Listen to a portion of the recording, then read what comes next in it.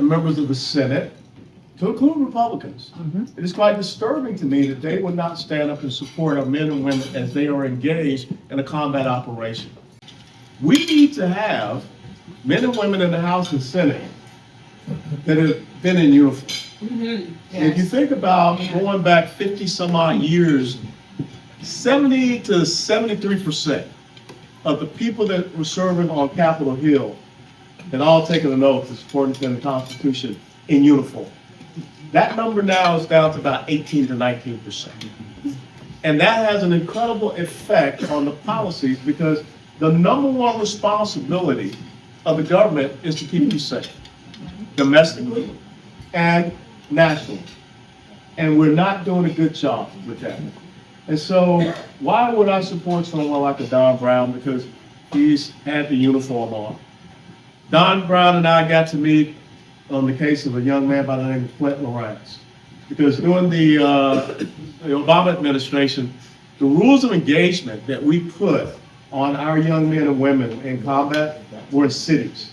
And let me tell you what it was basically about.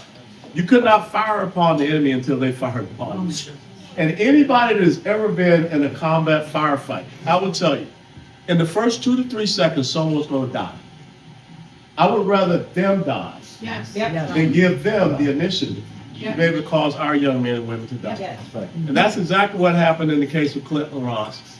He actually spent some time in Fort Leavenworth, but we kept fighting for him. We kept fighting for him. Finally, during Trump's first administration, he got Clint Lawrence released. Don stood up there to defend that young man, but he didn't have a lot of hope. And now that young man, he's a lawyer now, and he is going out to work to make sure that our men and women in uniform are protected. That's the measure of a man that you have here. Now, I was the state party chairman. The other guy was the state party chairman. We served on the RNC together, so I know him. That's why I'm supporting this guy.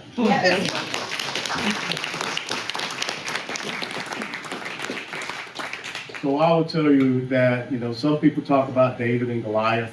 It doesn't matter. Give this man some smooth stones. You got one day coming up, 12 hours coming up. You got to work hard to get people out to the polls. Even if this thing is forced to a runoff, that's still a victory. But you've got to get him in a position to win, to represent you. You've got to get him in a position where he can go up there and he can be a voice in the United States Senate. You got to get him in a position that he can be juxtaposed against someone like Roy Cooper, who is not caring or concerned about serving the people. As a matter of fact, Roy Cooper, if he had been sitting there in the State of the Union address, I guarantee you, he would have been one of those sitting down when he was asked, do you stand for the American people and their safety and security and protection, or that of illegal enemies? I know where he would have stood. He would have stood and continued to clap for those 3 minutes. So please, get out, call your friends, and you're going to get phone calls tonight. You're going to get phone calls tomorrow. You're going to get phone calls Monday. Your friends are going to ask you, who do I vote for? Because most people, let's be honest, they check out. They don't pay attention. Then all of a sudden they hear there's an election coming up Tuesday. What do I do? This is where you can be impactful.